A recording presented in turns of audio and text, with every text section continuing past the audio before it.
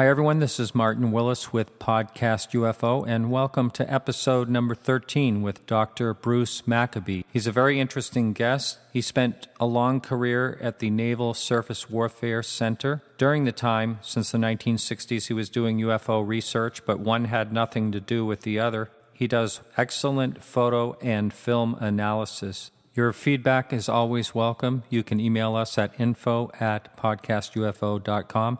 Don't forget to follow us on Twitter at twitter.com/auctionpodcast.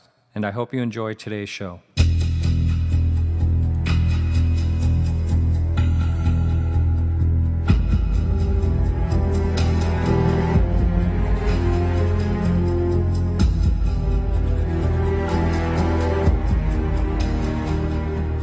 Hi, everyone. I have Dr. Bruce Maccabee on the line. How you doing, Bruce? I'm doing well, thank you.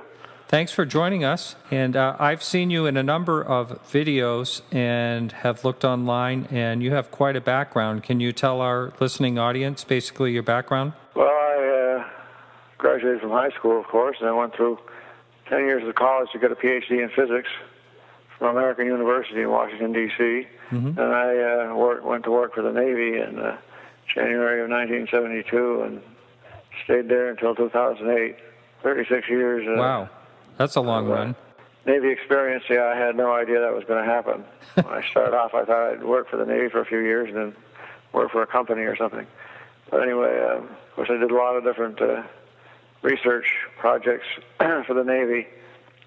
But in the meantime, in the late 60s, while I was getting my PhD, I got interested in the UFO phenomenon and went on some case investigations with some other people in the late 60s, early 70s, and then, you might say, struck out on my own in the 70s and 80s, 90s, and even up until today, for example. So I've got experience in interviewing people and creating the history of a sighting and analysis. I try to do scientific analysis as much as possible. Mm-hmm. You have to have a lot of scientific background of various types in order to handle the UFO subject anyway. Things like astronomy can be very important, knowing stars and planets and what's up in the sky and stuff like that. So you left the Navy in 2008, so you were doing both. Was there ever a conflict at all? No. The Navy people told me to just leave their name out of it, and they didn't care what I did on my own time.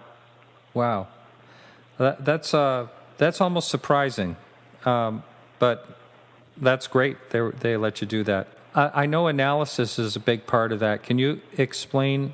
And just before we go on with that question, I think I heard you say in a video one time, or maybe at a conference, that photos don't really matter as much as the witnesses to corroborate the photo. So can you kind of explain what you meant by that and what's involved in doing analysis on a typical photo? Well, what I said was the photo a UFO does not make. You got to have a lot of circumstantial evidence to support the photo. Now, a photo can break a case. There might be some evidence in it that is clearly showing it's a hoax, a little thin line coming down to the top of a UFO or some sort of a support at the bottom or something like that. But if you find no evidence of faking, you could say, well, that's a perfect fake. And then what do you do? Yeah. I learned this the hard way, you might say, from my study of the Trent photos, the McMinnville photo, McMinnville, Oregon, May 11th, 1950. Two photographs taken by a farmer. Oh, yes. His wife saw this thing. That's right. It's right by a building, right? Well, you see the garage, part of the garage in the picture. You see a couple of wires going over the top. You see this two pictures showing different orientations of this object. And the pictures are clear enough. You don't need magnifying glass to see what the image shape is. And it's clearly the real thing or a hoax. There's no halfway point. So this illustrates the situation. Lots of laboratories have looked at this for the original negatives and tried to find proof, evidence of a hoax, and haven't found it. But yeah, they could have been lucky, or they could have been clever. If you consider the problem of a string, for example, it has to be a certain thickness. Anything that's too thin would be silhouetted against the background grayish sky. This is a black and white photograph, so the background sky just looks, light colored. If they had been clever and had taken a thread that matched the color of the background, then you'd never see it at all. Because you've got to have contrast in order to see something. Right. And so then I did a lot of study on that particular case in the middle 70s, because it was the only one that was sort of endorsed by the photographic analyst, Dr. William Hartman, who was working for the Condon Committee as part of what was called the scientific study of unidentified flying objects, carried out at the University of Colorado in 68, 69 time frame. Hartman had said that he concluded in his summary that all factors investigated seemed to point towards the truth of the claim by the witnesses that they saw an extraordinary flying object pass by. In other words, he was convinced that was the only case that he thought could really be real. And as I said, it was either the real thing or a hoax, and he didn't find any evidence he could point to prove it was a hoax. But then some people came along and criticized his analysis and so on. Robert Schaefer and Philip J. Klass criticized Hartman's analysis, partially on photographic grounds and partially on Hartman wasn't, in a sense, hard enough on the witnesses, I guess you might say. Anyway, I spent many years investigating it, both from the point of view of technical details of the photography and the life history of the Trents. And I got testimony from a number of different people who had known the Trents and so on. And the Trents stayed alive up until 1995. I was interacting with them from 1974 approximately to 1980, talking to Mrs. Trent many times. And they both died in the middle 90s, and they were maintaining their story right up to the end, you might say. And nobody that I know of found any evidence that they would be likely to even think of a hoax of any type at all. Say nothing about a UFO hoax. They were what we might call simple farmers, and had plenty to keep them busy besides making up a model and hanging on a string, and then for whatever it was worth, which wasn't anything really. Now, they didn't make any money out of the whole thing. Now, there was a very similar object. There's photos in different places in the world, isn't that right? Well, there's only one other case that I know that looks virtually identical. It's just a slightly different orientation, and that's a so-called photo taken supposedly in Rouen, France, by some pilot in a military airplane. That's the way the story appeared in the Royal Air Force Flying Review and Flying Saucer Review, two magazines that are published in England. They both mentioned this photograph. Unfortunately, nobody's been able to track that photo back to its origin. And nobody did an investigation of it at the time it was published. All we know is that they say it was a photo taken in 1957, and that's the only one that would be almost identical to the Trent photos. There have been, of course, lots of other photos of circular shaped craft. But this sort of had like a flat top to it, or it looks something like a flat top. Trentwood has a pole on the top. Oh, that's right. Okay. Yes, I remember that now. It's on my website, a big long article on it. Now, did you ever take a look at the 3 or 4 Polaroid pictures that were taken from the person in the truck? Sorry, I don't have my facts exactly straight. You're talking about the Heflin case. That's right, yeah. 65, I think that was. I looked at it. But it's most recently been studied by other people because when I was looking at it in the 1970s, 80s, all I had were copies.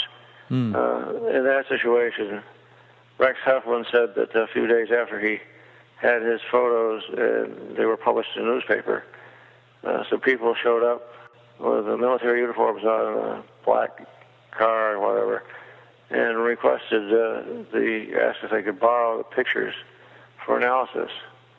Mm-hmm. They had already been to the Jet Propulsion Laboratory and to the El Toro Marine Base, I believe, or at least to the El Toro Marine Base, and they had been returned. So he gave up these pictures, and they never returned. His original Polaroids were gone. For a long time, but they came back to someone, right? They came back in the middle 90s. Some lady called him on the phone and said, "Why don't you go out and check your mailbox?" And sure enough, there was an envelope with his pictures in it. That is just bizarre, isn't it? Yeah, I don't know. Strange circumstances. Make this out to be, from that point of view, make it out to be a hoax of the real thing. It doesn't. Mm-hmm. But a much more sophisticated analysis has shown that it's quite likely that this is a real case. Mm-hmm. Even Fact or Fake has done some stuff on it, a TV show. Oh, really? Yeah. Yeah, and their big thing is to make models and try to duplicate the pictures and so on. The biggest criticism against the pictures that Heflin took was his last photograph, which doesn't show an object, but it shows a smoke ring, and it shows the sky. And he had said that the smoke ring picture had been taken, I think, within a minute of the disappearance of this object. And he thought the smoke ring had been made by the object. I'm not sure if he was positive about that. But at any rate, he took a picture of the smoke ring, and when he took a picture of the smoke ring, you could see a lot of structure of clouds in the sky. In his 3 photos of the object itself, you couldn't see any structure in the sky. And so there was a question, did he really take 4 photos in a short period of time, or was a period of time when he could be creating a hoax smoke ring or something to back up his story about a UFO? And that was a sore point for a long time. Why isn't there structure in the sky in the first 3 pictures if there's structure in the 4th? Turned out the answer was that the camera had an automatic exposure control. When it was in the truck, it was not receiving as much light as it was when it was outside the truck to take he took the first 3 pictures when he was inside the truck, and the 4th picture when he was outside the truck. So when he was outside the truck, the exposure meter was giving the correct exposure for the sky, presumably, and then you could see structure. Whereas when he was inside the truck, the exposure meter wasn't getting enough light, so it was opening up the lens more, or allowing a longer time of exposure, exposing the film more, and that tended to lose contrast. The sky structure was too bright to be accurately photographed. So it turned out that with this more recent analysis, that argument was verified, and so now nobody can claim that Heflin took 3 photos of a model and then minutes or hours later took a photo of a ring. They can argue that he took these 4 photos within a matter of minutes at the most. Yeah, that's an interesting one. Now, I know you did a bit of work on the Phoenix Lights. Can you talk about that? Well, a year after the Phoenix Lights case occurred, and you're talking about March 13th, 1997. Right. I might point out that there have been, quote, Phoenix Lights, unquote, for many times before that, in the previous months and years, many times since then. And all in April. All in that Phoenix Valley right there? Oh, yeah. A lot of people in the Phoenix area and west and the north and so on of the city of Phoenix. But anyway, in April of 1998, I was asked by one of the video witnesses, Lynn Katai, to evaluate her videos and the other videos from March 13th, and also from other years, which I had not heard about at that time, when she contacted me, she told me about January of 1998 and some other dates at which there had been lights, she said, that looked exactly the same as they saw on March 13th. And so she sent me a bunch of videotapes, and I started an analysis, and I was fortunate for very other reasons able to get to the Phoenix area and actually go to the locations where the videos were taken, take background or scenery videos, you might say, in order to carry out what's known as a triangulation. From each point, from each location of a video camera, I would project the sighting line off into the distance and then see if, from two locations, if the sighting lines would meet somewhere, then that would imply that the object was, the lights were where the sighting lines met. And I did this for the famous Kristen arc that everybody ever sees on TV and so on. They show over and over again an arc of lights taken by Mike Kristen, and Lynn Katai had a video that showed 3 lights, and Charles Raridan, who was about 30 miles east of Lynn Katai, also saw the same Kristen arc, but he saw it from a slightly different perspective. And I was able to demonstrate that if you took Kristen's sighting line and projected it, and Chuck Raridan's sighting line and projected it, the lights were 50 or 60 miles or 70 to 80 miles southwest of Phoenix. The witnesses had all said that the lights were over Phoenix and that they never moved. Now, I'm talking about lights that were taken, that were videotaped at 10 o'clock at night. There's the sightings at 8:30, well, we say between 8 and 9 p.m., and in particular around 8:30 when some object appears to have traveled over Phoenix. That's an independent, not what I'm talking about. I was asked to analyze videos that were taken, and the videos on March 13th were taken at around 10 o'clock. And so anyway, I found by careful analysis of the images of the videos that these lights were actually dropping downwards and moving a bit to the left. The sighting line was to the south or southwest, and I learned from a meteorologist that the general air mass was moving from west towards the east. If you're looking south and you see something moving from west to east, then it's moving from right to left in your field of view. And that's what these lights do. They drop downwards and move to the left a rate that's not compatible with the idea that they were flares, very bright LUU-2 military illumination flares, which are dropped and then they deploy a parachute, and the heat from the flare keeps the parachute aloft for a long time, or makes it drop very slowly, I should say.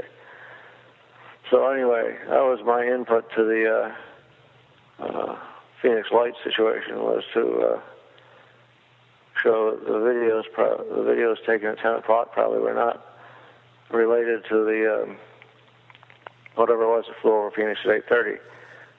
Unfortunately, there's supposedly one video of that, which is not very good. Mostly it was just witnesses seeing that thing go over. Yeah. And there were enough of them. No, there were. When I began my investigation of the so-called Phoenix Lights, the videos, I began by analyzing not the March 13th, 1997, but videos taken by the same witnesses on January 14th, 1998. In January 14th, 1998, they had a line of, the videos show a line of lights, almost not exactly equal, but pretty close to equal spacing.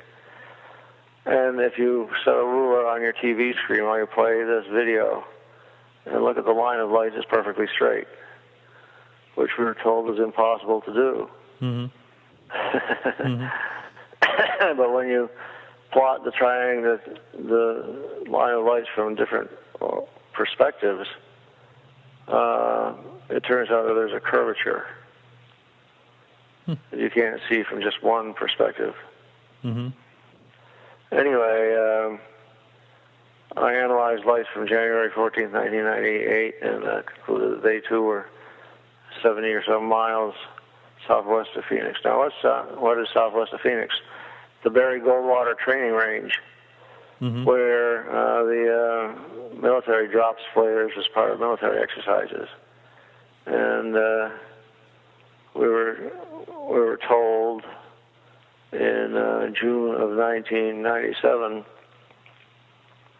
that the Maryland National Guard had been using the Barry Goldwater training range to drop flares at high altitude.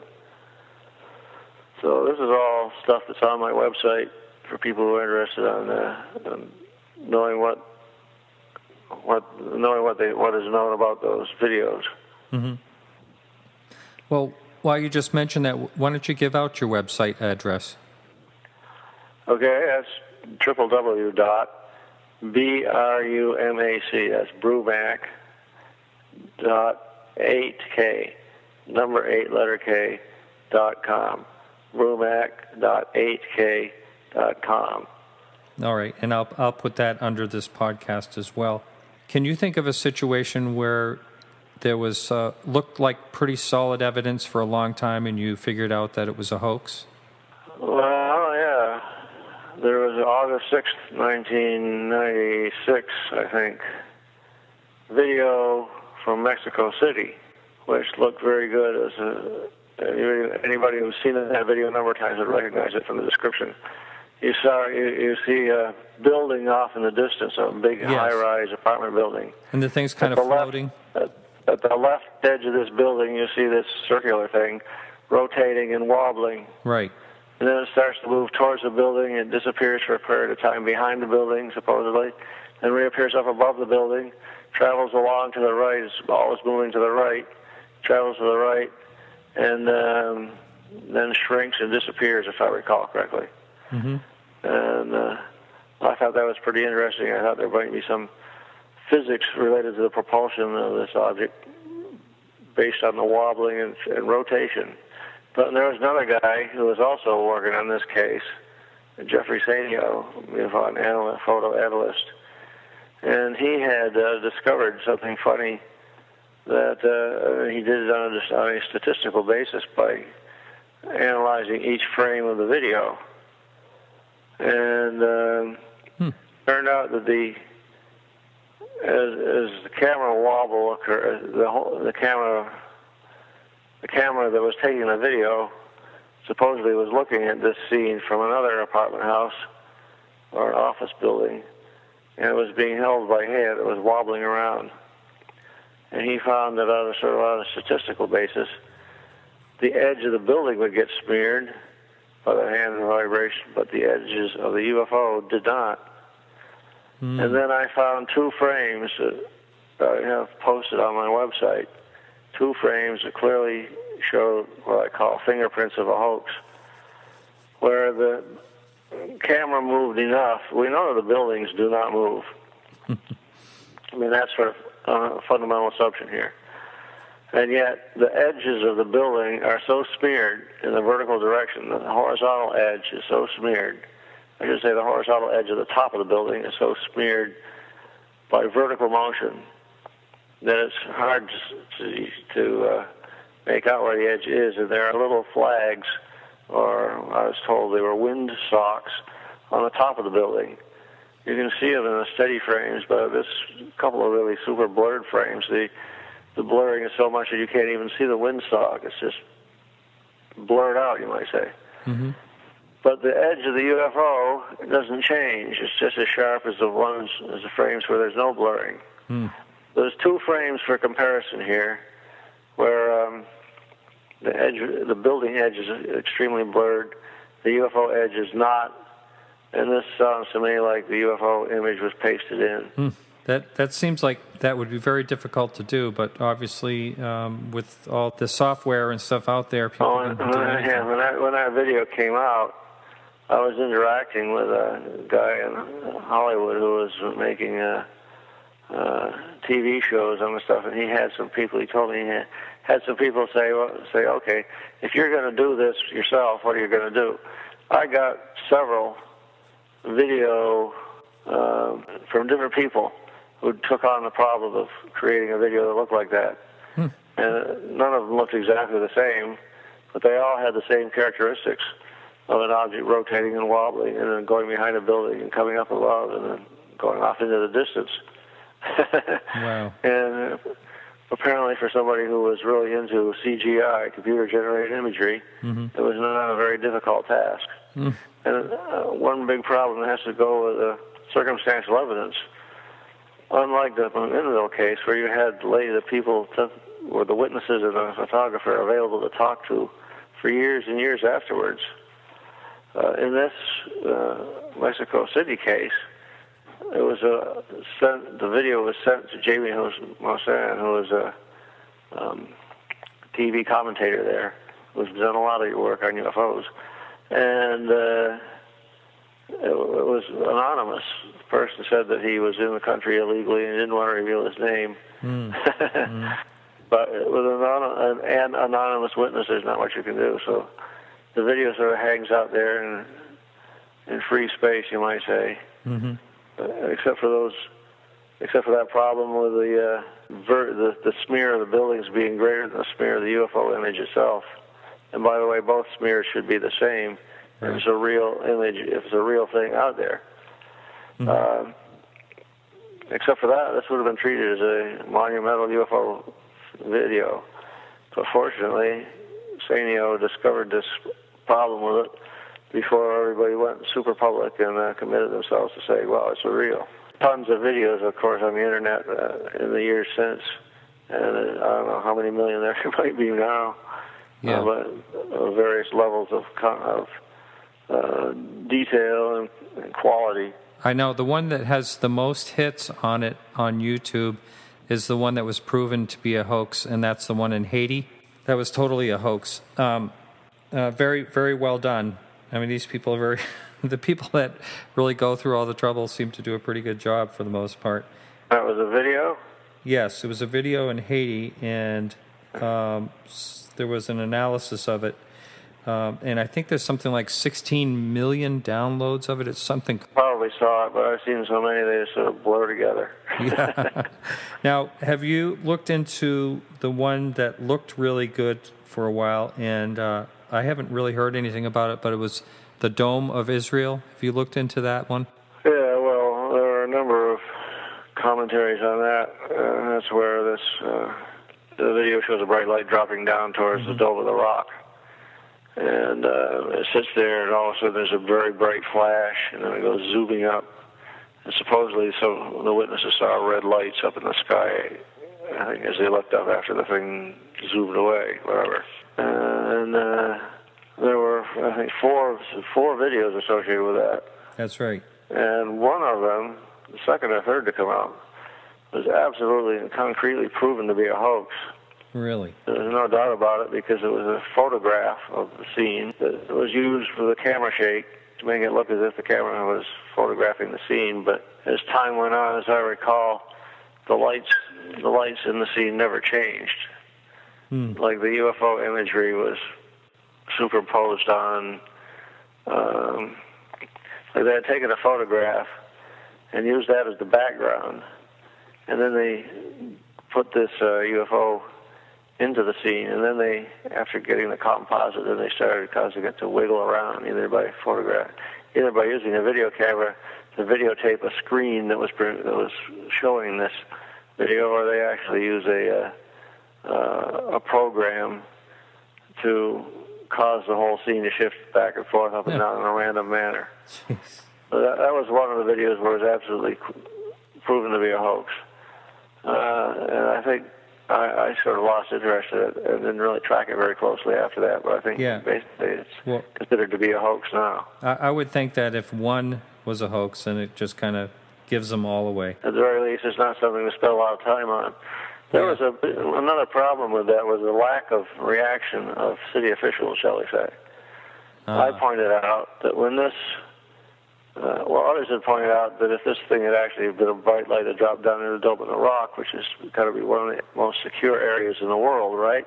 Mm-hmm. Every other person in the street probably is a Mossad person or Secret Service or something like that. Keeping track of what, even though it was 1 o'clock in the afternoon, in the evening, 1 o'clock in the morning, I should say, approximately 1 o'clock in the morning, I believe, there would have been tourists and other people there.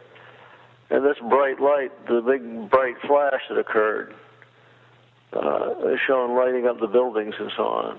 Mm-hmm. And if you've ever been in an electrical storm in a house when lightning and thunder are going off, you can be inside the house, and if the lightning flash occurs, you see that inside the house, even if you're not looking out the window. Mm-hmm. Mm-hmm. You know, it's a flash of light. There's so much light that's lighting up everything, and light goes through windows and lights up rooms and so on.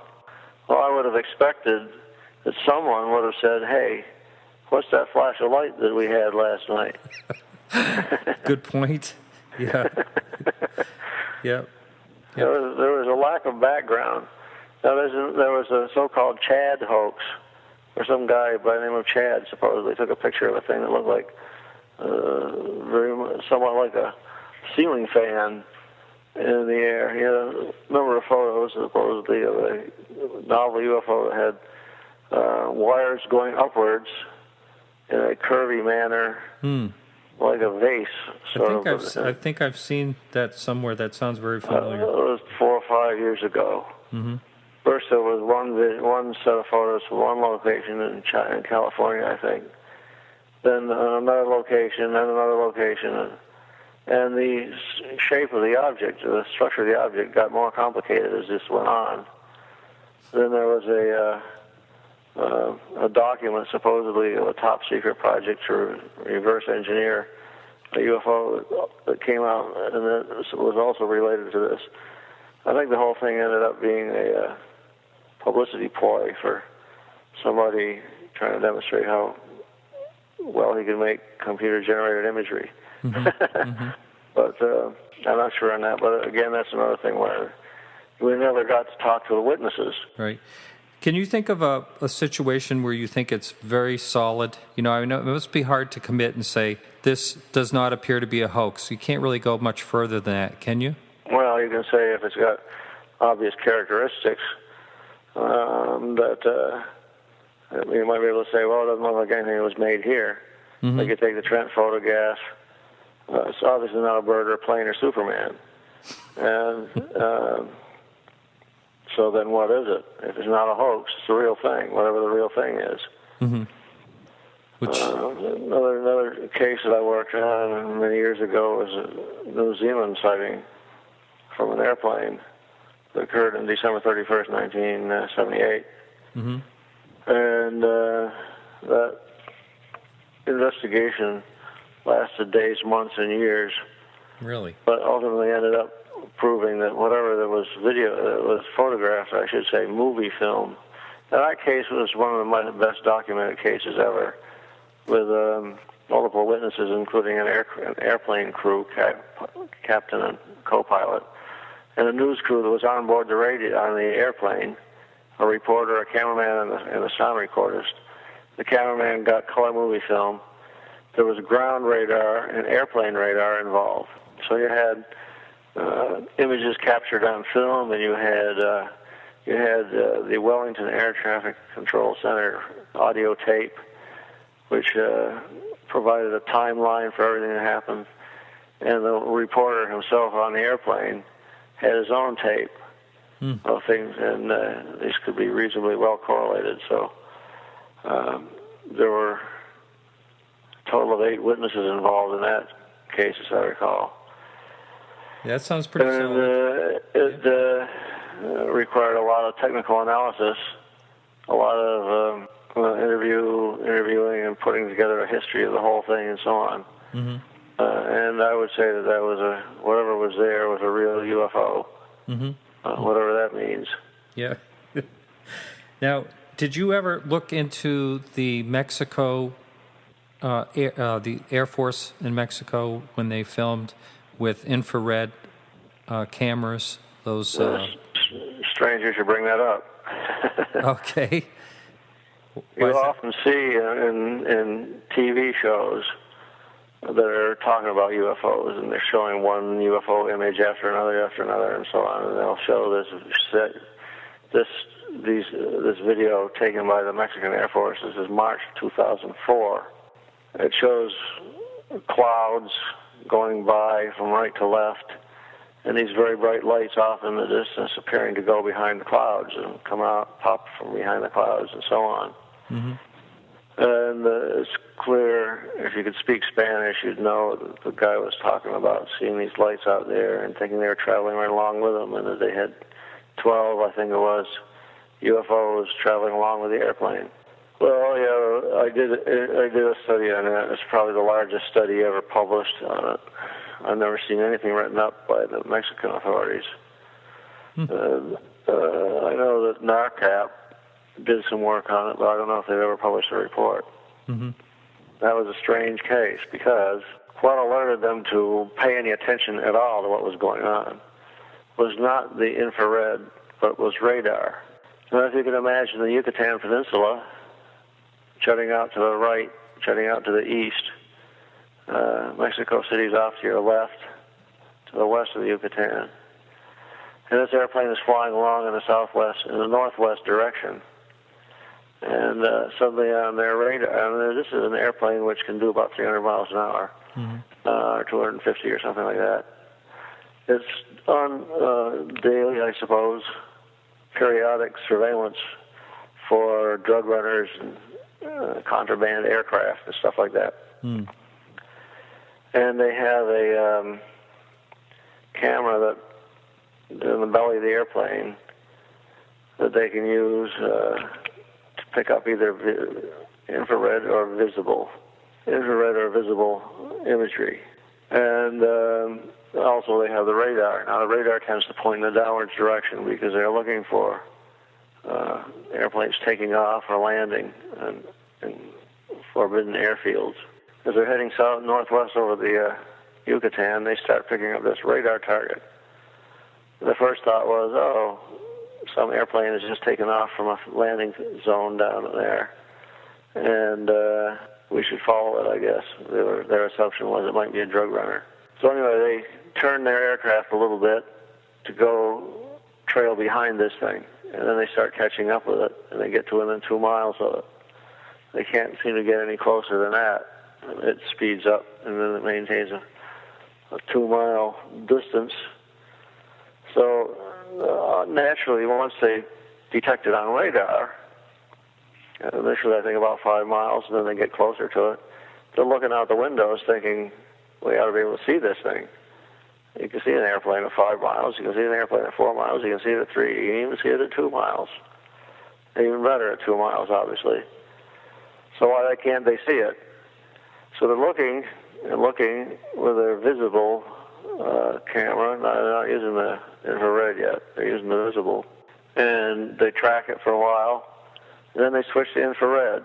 This is a special type of infrared known as mid-infrared, burning 3 to 5 micron wavelength. Visible light is 7/10 of a micron or less. And heat that you feel from radiating bodies typically is around 10 microns. These are the wavelengths I'm talking about. Mm-hmm. The thing about the mid-infrared is if you take a photograph with a mid-infrared imager, you can see structures such as what you would see with the naked eye, but you can also see hot places that you could only see with a heat-sensitive camera. So if you're looking with your naked eye, you can see the outline of the aircraft. If you're looking with this mid-infrared, you can see the outline of the aircraft, but you can also see the heat trail. You can see the hot air coming out the back. You can see the hot engines, right? Mm. So they start looking with the infrared, and they can't find it there either. They're traveling along for 10 minutes behind this object, and then they start running out of fuel. So unfortunately, there was no ground radar operating at the time. So they were picking it up on their radar, picking it up on their infrared. No, I take that back. They did not pick it up on their infrared. They should have, you would think. But they were scanning with the infrared. They're picking it up on radar. They're not seeing it visually. They're not seeing it on infrared. They didn't know what it was. It could have been a radar anomaly, a radar problem with the radar. Well, and they never had any problems with it before, and they didn't have any problems with it afterwards, I guess. They made a turn to the right to head east after traveling for a distance over the Yucatan Peninsula. Heading northwest, they made a right turn to the east. And they were still tracking this thing on radar. Oddly enough, it sped up. It increased its speed. It was continued its track towards the northwest, whereas the plane was now heading east. It continued on its track northwest at a higher speed, and finally disappeared about 40 miles from the airplane, which was the maximum range of the radar. It was going faster when after they turned away. Now that sounds a little strange for a typical airplane. So if it was trying to run away from them, and it had the capability of doing 300 and some miles an hour, which is what it was doing after the surveillance plane turned east. When they were traveling northwest, they were doing 220 or 30 knots, I think. And then when the plane turned east, this object sped up and headed off into the distance, whatever it was. That was the real UFO right there. Nobody pays any attention to. Nobody knows what that was. It's funny. But then, as they headed to the east, they're still looking for this object with their infrared, and they suddenly start picking up bright spots off in the distance. And they initially get one or two bright lights off in the distance, and then they get a group of them.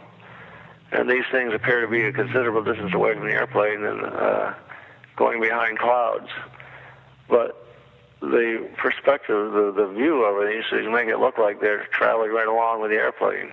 They can't see anything with the naked eye, but they can pick up these bright lights with the infrared camera. As they travel along to the east, these things, as I said, seem to be traveling along with them, and finally, after 10 or 15 minutes, I forget, these things have dropped back behind or disappear, and they're not seen anymore, and that's basically the end of the sighting. They picked up on radar a few things on the ground, perhaps, and picked up on the infrared, maybe some things on the ground that were hot, but when the man operating the FLIR says it looks like he's got 12 UFOs traveling along with him, he's looking at something that makes heat. But the question is what? Well, it turned out that a guy in Mexico had realized right off the bat that this airplane, the people in the airplane were looking toward a oil field about 100 miles away, and the Pemmico Oil Corporation. And they have these Texas Tower type things out in the Bay of Water that's above the Yucatan Peninsula, the Gulf of Mexico. So they're, obviously close to within 10 or 20 miles of the land, but they're off in the water, Texas Towers, and they're pumping oil and gas out, and they burn the gas off in flames. There's a bunch of these flames going, many of them 24 hours a day. And so the suggestion was made that what these people pick up on their forward-looking infrared, FLIR, was, in fact, these fires, that is about 110 miles, approximately. And I was contacted by Jamie Mosan, asked to do the study of this, sort of on the behalf of the Mexican Air Force. They were giving me digital tape, which had everything on it, a digital tape copy of the original taped information that was on the airplane. And they gave me the trouble of having everything translated for me and provided me with maps.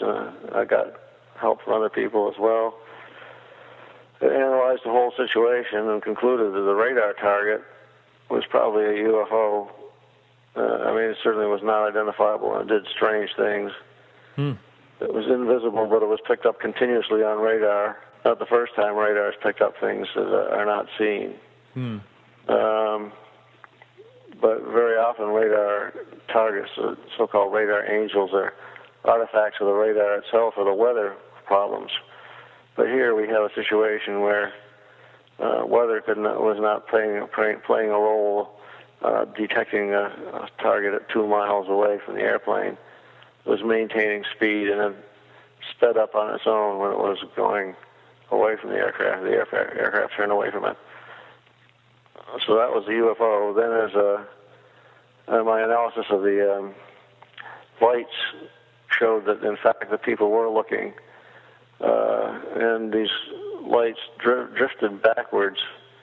As you're looking out to the side and you're traveling along, you point towards an object that's a long distance away, and if you're traveling in a straight line in some direction and you're looking at something at almost 90 degrees to your straight line direction, as you travel along, your pointing direction will drop back towards the rear.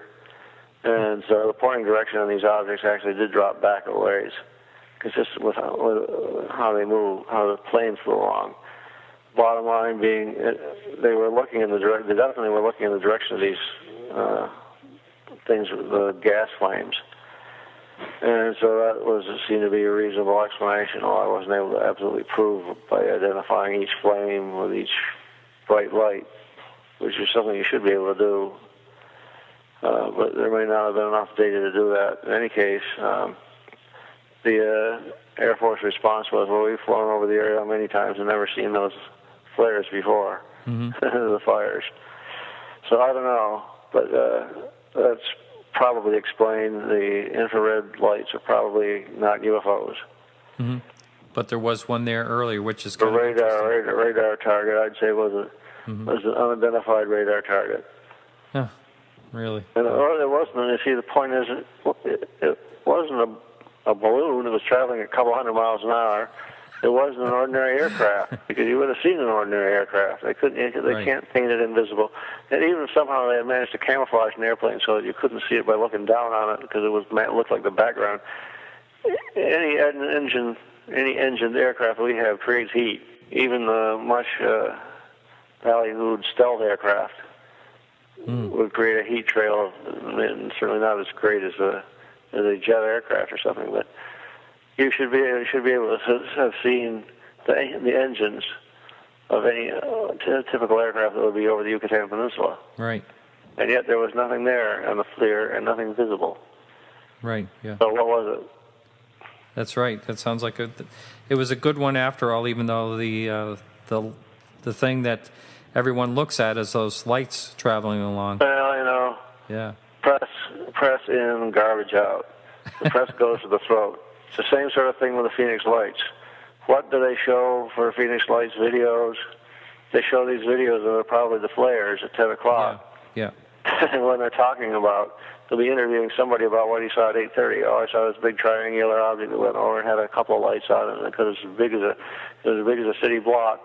And while the man is describing that, they'll be showing the Kristen Arc, which has nothing to do with whatever actually went over Phoenix at 8:30. It makes you wonder if the flares weren't put out there because of the sighting. Well, that would have to be a quick react situation, of course, because my guess is much more likely that the Maryland National Guard was telling the truth when they said they had access to the Berry Goldwater training range for half an hour or an hour, something like that, up until 10 o'clock at night, and were dropping flares as part of their normal exercises. And if you think about it, there was, on one of those A-10 aircraft, there was 8 flares. And they had some number of aircraft and a certain number of flares on all the aircraft that were involved.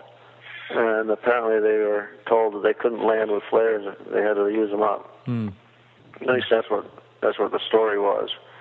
Well, now, if you look at the Kristen Arc, there is a single light that appears, and then 8 more. Mm-hmm. The arc is actually 8 lights that go off in a row. But there's a single light that had been there for half a minute or a minute before the arc begins. So think about it. If there were 2 airplanes coming back and one of them throws out a flare, that could be a single light. And then one of them dumps in a whole load of 8. 1, 2, 3, 4, 5, 6, 7, 8, one after another like that. Then you would get this arc of lights.